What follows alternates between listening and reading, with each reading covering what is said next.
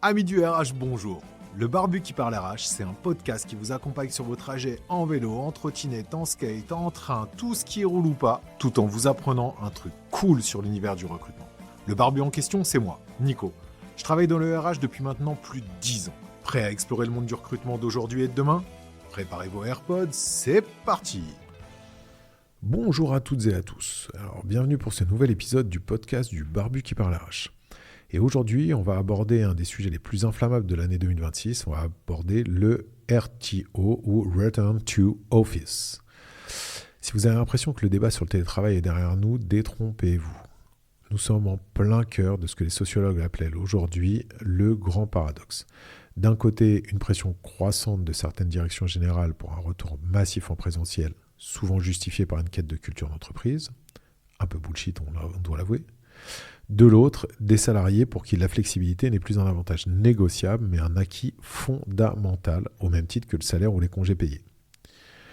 En 2026, la phase de test est clairement terminée. Les entreprises qui tentent d'imposer des mandats rigides, ces fameux 3 jours par semaine obligatoires sans aucune explication, se heurtent à un mur de résistance.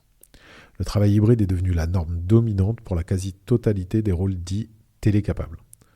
Mais attention, l'hybride de 2026 n'est plus l'hybride bricolé de 2024.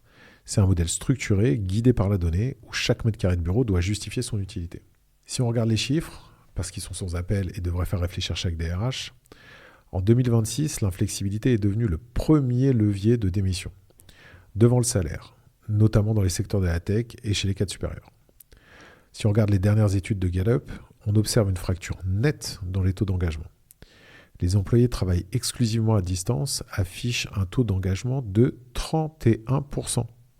C'est le score le plus élevé du marché. À l'opposé, les salariés contraints d'être à 100% sur site, sans aucune option de flexibilité, chutent à un taux d'engagement de seulement 19%. Donc si on revient sur ce côté obligation de revenir au bureau pour travailler la culture et pour favoriser l'engagement, les chiffres ne disent pas la même chose. Et pourquoi un tel écart ? Ce n'est pas seulement une question de confort, c'est une question d'autonomie et de confiance. En 2026, un collaborateur à qui on impose un trajet de 1h30 pour faire des visioconférences derrière un bureau qu'il pourrait faire de chez lui ressent ce qu'on appelle une dissonance organisationnelle. Le risque de fuite est clairement massif. On estime que 42% des talents hautement qualifiés se disent prêts à quitter leur entreprise dans les 6 mois si un mandat de retour au bureau strict est imposé sans justification claire. Le coût de remplacement d'un tel talent, incluant la perte de savoir et le recrutement, est évalué en 2026 à environ 200% de son salaire annuel. Quand un turnover à 12 mois est à 1,5 fois le salaire annuel, là, le remplacement d'un tel talent, c'est 200% de son salaire annuel. Si on fait le calcul, pour un cadre à 70 000 euros, c'est un risque financier de 140 000 euros par démission. Est-ce qu'une règle de présence rigide vaut vraiment ce prix-là ? C'est la question qu'il faut se poser. Alors, est-ce qu'il faut abandonner les bureaux ? Certainement pas. Mais en 2026, on a radicalement changé la destination du bureau. Le bureau, c'est plus un lieu de production individuelle, c'est un lieu de connexion sociale et créative. On ne vient plus au bureau pour faire ses mails, on y vient pour les moments que l'écran ne sait pas restituer. Les séances d'idéation, la résolution de conflits complexes et surtout l'acculturation des nouveaux arrivants. Ça reste un moment et ça reste un endroit qui est primordial pour l'entreprise, de mon point de vue. Mais par contre, encore une fois, il faut le faire de manière agile. La stratégie gagnante en 2026 repose sur les heures de collaboration partagées. Plutôt que d'imposer des jours fixes par semaine, les entreprises performances fixent des plages horaires communes, par exemple de 10h à 15h 2 jours par mois ou une semaine par trimestre, où la présence est requise pour des rituels collectifs à forte valeur ajoutée. Alors ça, c'est des exemples types, mais clairement, on peut le faire aussi sur du 2 jours par semaine, 1 jour par semaine. Chaque entreprise doit trouver son fonctionnement, sa bonne méthode. Le bureau de 2026 est conçu comme un hub. Moins de bureaux individuels, plus d'espaces modulables, des zones de silence total et des zones de convivialité. C'est une approche centrée sur l'expérience. Si le salarié fait l'effort de venir, l'environnement doit lui offrir une valeur qu'il ne trouve pas chez lui. Alors oui, on passe sur le système où le salarié est en partie le client de son entreprise. Mais c'est une réalité. Si on devait conclure, le grand défi de cette année 2026 pour les RH, c'est de restaurer la confiance.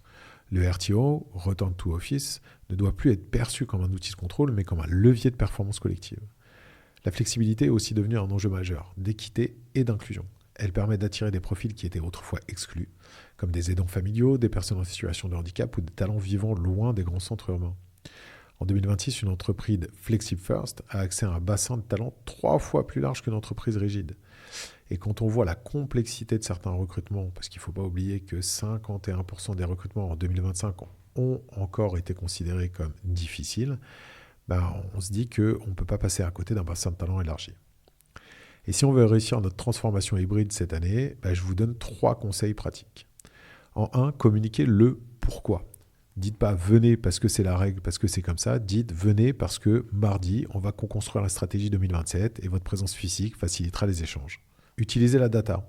Analysez les taux d'occupation réels et corrélés au score de satisfaction des équipes. Si un bureau reste vide, c'est que son usage n'est pas vraiment adapté. Et enfin, formez vos managers.